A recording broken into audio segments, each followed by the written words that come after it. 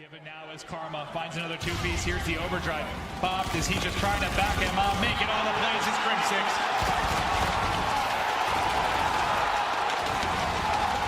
The curse has been broken.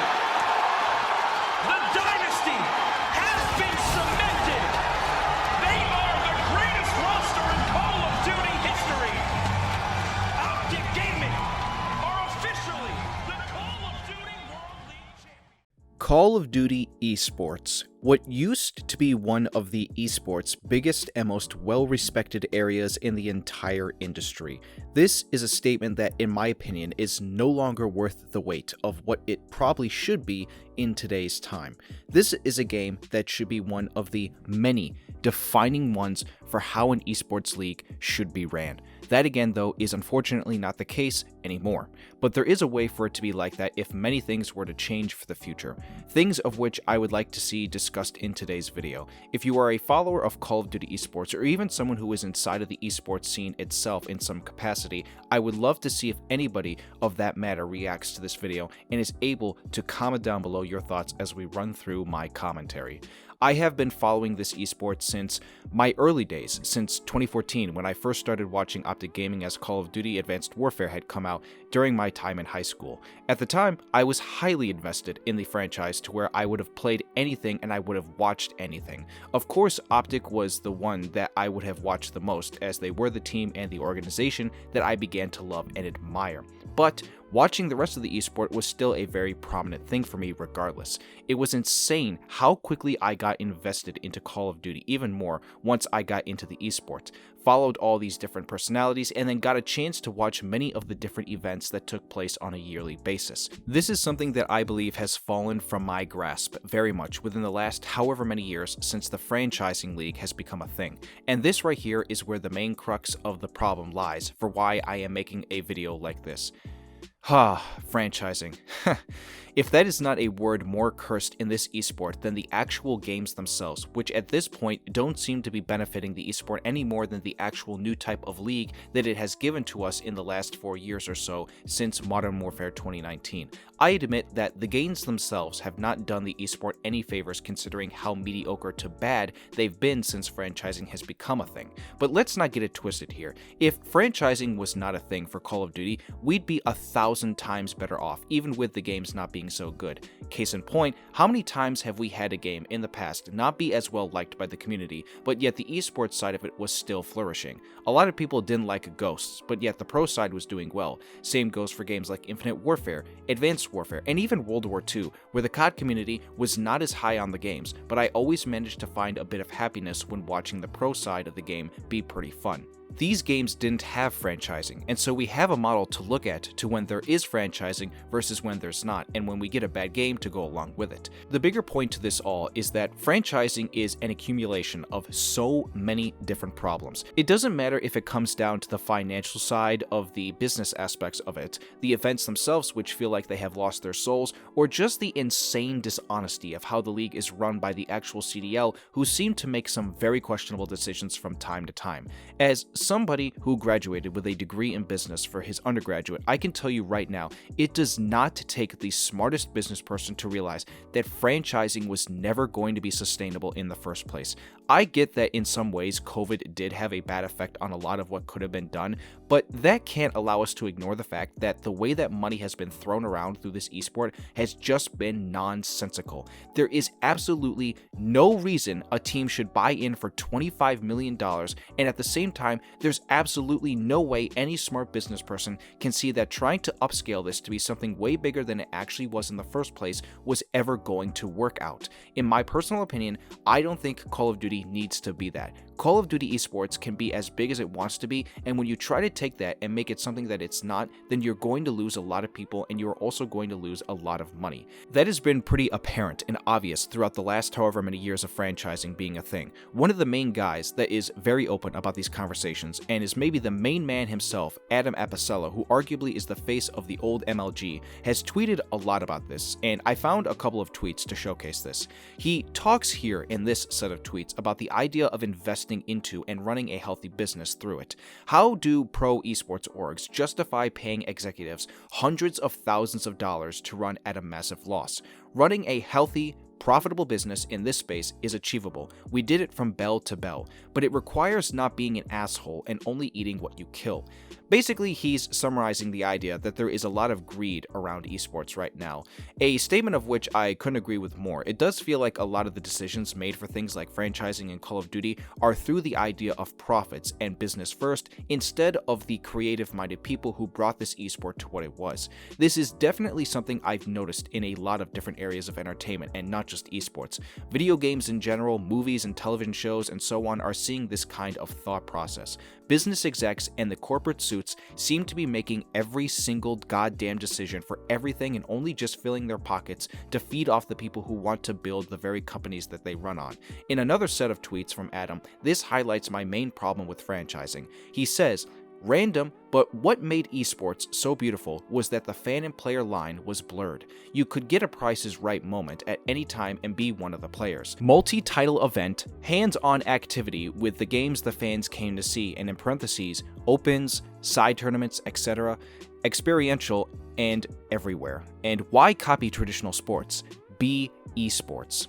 He's also got another response to something somebody else posted to him, which is now deleted, where he says, "Why argue with data? The FGC proves it was next to no funding for nearly 3 decades. The players want to play. Why does everyone want to be MLB in 2023 when the MLB doesn't want to be MLB? Revenue would have come if we had continued building it the right way." Thank you! Adam, my friend, you could not have said it any better than that, and that right there should be a thread of tweets that is plastered on every single goddamn esport out there right now. It doesn't matter if it's Call of Duty or whatever. To give another point to that, what these executives and business-minded first people don't understand is that there is not enough money that you can invest in an esport like this to make it something that it isn't, when talking about the fact that you have to understand what it is people like to see. People don't want to see something so different from regular sports to be turned into an esport-minded business that completely pushes away what makes esports so unique and different from the actual sports that we consume on a daily basis. The reason all these regular sports work the way they do is because they have billions and billions of dollars piled into them, and also have been around in life for way longer than whenever the first original esport even started. You have to be able to let something breathe and grow, just like a regular sport did back in the day. Esports has always been small, Call of Duty or not. You have to be able to let it grow to something without influencing it in a way that will change people's perception of how it's run. Call of Duty Esports worked because it was something big in a small world. Now it feels like you are trying to make that small world bigger without knowing what you are putting money into for what people would care about to invest in. This is now a good segue into my next main point of this video, which is to talk about the idea of the team-based system that is in place as of right now. Call of Duty Esports with franchising has gone from allowing hundreds of teams to participate in trying to get the main prize to now only having 12. For those wondering, yes, unless I did not do enough research on this, I am pretty sure that this is the lowest number of teams that any esport has as of right now. I think the next one up is Overwatch with around 19 or 20, but still, my point stands. Call of Duty has the least amount of teams of any esport out there right now. That is immensely damaging to so many areas. For one, from a viewership perspective, it gets a little boring and stale. No offense to these teams to watch the same 12 over and over again. Just the fact alone that there has not been an expansion of the highest degree goes to show how much this system is not working. I cannot stand just watching 12 teams anymore, especially when you include in the fact that there is an entire Challengers League filled with teams that you could easily use as well for these events. They tried to do something like this with the first event in Modern Warfare 2 2022, but then they completely went away from it and just went back to the old ways of just using the same 12 teams. Why that was ever the case, I have no idea, but hey, it's the CDL. They make a lot of questionable decisions, as I've said already.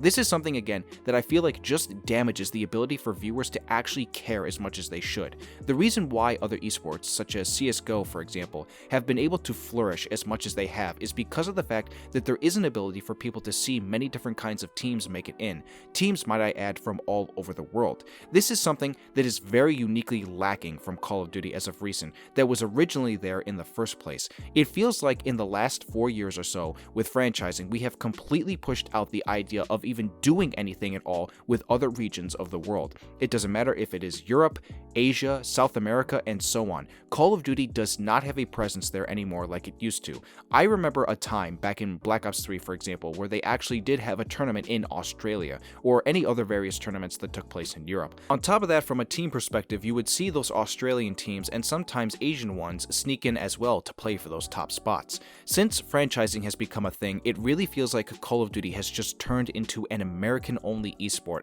from the perspective of just having events in the country. Sure, you've had an event in Toronto every now and then you had one back in Modern Warfare 2019 in London, but since then, where else have you gone? It's really just been events that take place in the States. That is so severely lacking to what Call of Duty Esports should be. This game should be able to flourish in all parts of the world with the many different types of audiences that it could get. I feel like that is something that has completely been lost within this new model. Like, just the fact alone that Call of Duty has not bothered to try and have an event in any different type of place is lost on me. At least Gears of War, which is the most dead esport on the planet right now and probably will never come back again, tried to go to a country like Mexico and have events there. I get that that was a game for a smaller audience, but my point still stands still. Call of Duty simply cannot just stay in the US, and now with the notion that both Paris and London have lost their spots for who owns the rights to the teams, it's pretty much now just an American central esport with one team coming in from Canada. Call of Duty Esports should not just be allocated to this part of the world. You have to be able to expand it like how it used to be. And again, when we talk about the idea of who these teams are, you are also limiting even American audiences to have any interest in these teams. There is no reason that we can't go back to the esports organization model versus the city and state-based team model, which again is allocated towards the idea of just having 12 teams. Yes, there are esports organizations under some of these teams, but nobody knows about them that much because the city and state name is the one that you see first. So these are basically some of the main points that I wanted to address with regards to the team aspect of the esport, with how it turned out and what it should go back to. I now want to talk about events, which are arguably the thing that keeps any esport afloat. I know some people argue it's more about the personalities and the talent involved, but in a way I feel like that's second to the events themselves. Call of Duty does have great personalities inside of it right now, and that is something that they should absolutely keep going with. However, in my personal opinion, I do think that they need to utilize guys like Maven and Merc, who in my personal opinion are maybe the best casters. I think franchising has limited how much potential casters can have because of the fact that they are only able to cast a small number of matches. In the last several years, it feels like I've pretty much barely seen anything from guys like that. That's another tangent for another time, so let's just get back to the main point. Without the events, there's nothing really to do in this industry. I have watched many Call of Duty events since I started watching in 2014, and man, have there been some great ones and some not so good ones that I've seen. I'd happily argue that some of the worst that I have come to watch have definitely been in the past several years since franchising has been a thing. As I alluded to before at the beginning of this video, I don't feel the events today have as much of a soul to them as they used to. I remember a time where events were more than just the matches on the main stage or the side stages. You could see these separate events happening in the venue and activities for people to participate in when they have to go on a break from watching a match, or if there was like a big delay, for example. One of the biggest examples that I can think of was the Pink Wall, if anybody remembers that. They were a team of Call of Duty personalities from the likes of Pomage, Legion, Drifter, and someone as big as T Martin at the time when he was still playing COD. I think at that time it was more of a joke type of thing, but they did that to add to some of the really cool and fun things to do at events when you weren't paying attention to the actual matches. I do also remember that COD events, especially Champs, used to bring in some really big names to come and watch. It just feels like all of this nowadays is missing and it just doesn't exist anymore. Whenever I watch a tournament for Call of Duty now, all that attention is just put forward to the matches and nothing more. I don't feel like that is what this esport should be known for. I get that CSGO, for example, doesn't really do a whole lot of stuff like this, but they have their own version of these cool little activities that they do when there's not a match going on. Just recently, I was watching the new ESL Pro League season, and the personalities are all fantastic, and they make activities and things you can do with the players fun to watch while there's not a match going on or there's a break. On top of that, they also have a pretty smart and funny content team to work with in terms of marketing. I've seen some of the things that they've done, and it's pretty clever, I will be honest. So, I mean, yeah, basically what I'm trying to say here is that I feel like events needed more of a personality, and they need more for people to do. I also feel like they need to start to go back to doing DreamHack style events. Events where basically multiple different esports can come together and have their events at the same time in the same place. I feel like esports as an industry is just clamoring for stuff like that to continue to happen. Events like those are some of the biggest that you could think of. I feel like that collaboration would only give us great things, especially now with the idea that Microsoft owns both Call of Duty and Halo. I wonder if that could be a potential possibility in the future that both those games come together for some big events. The last thing that I want to touch on with regards to this topic is the idea of how events are run from the actual match point of view. I've talked about everything that doesn't relate to those matches, but now I want to put focus on the matches themselves. First and foremost, as one of the tweets that I put up earlier from Adam Apicella mentions, you have to go back to the old school style of play format. So that includes open bracket tournaments where hundreds of teams can fight for their chance to be in pool play and the playoff bracket. Pool play, as I just mentioned, is very important as it gives the teams a chance to at least try and qualify. I am so sick and tired of this format that we are with now, where a loser bracket team is put in loser bracket on the very first day and there is a chance that they could go out in one match and the tournament is done. That is the most demoralizing and unfair thing you could possibly do to somebody. Not only does it leave the players annoyed and mad, but it also leaves the viewer themselves in a state of being upset. And when you have only 12 teams to that style of format, again, you are just asking for it to not be as exciting. There is no reason that format should be what it is now. And again, this goes back to the idea of the teams. The more teams that there are, the more you give people an idea of what to look for. More personalities, more players, and more opportunities for any person to get their chance at that spot in the finals to win the grand prize. This is one of the areas that I absolutely despise the most because, again, I just feel like it is the least fun option you could go with for a tournament.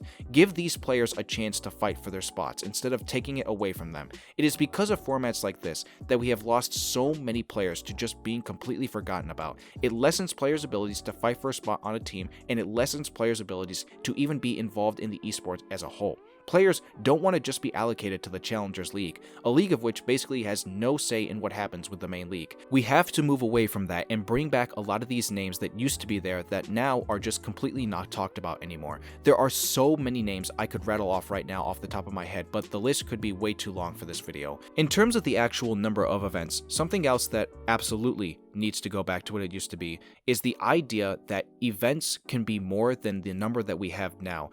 Pretty much every single year, there's at least less than around 8 events. I remember a time where, and this goes back to something like Advanced Warfare, for example, if you just go down the list of all the events that took place that year, it is ridiculous how much people were playing Call of Duty on a weekly and monthly basis. This is absolutely something I want to see come back again. I am so done with just seeing 6 or 7 tournaments every single year. There has to be more than just that.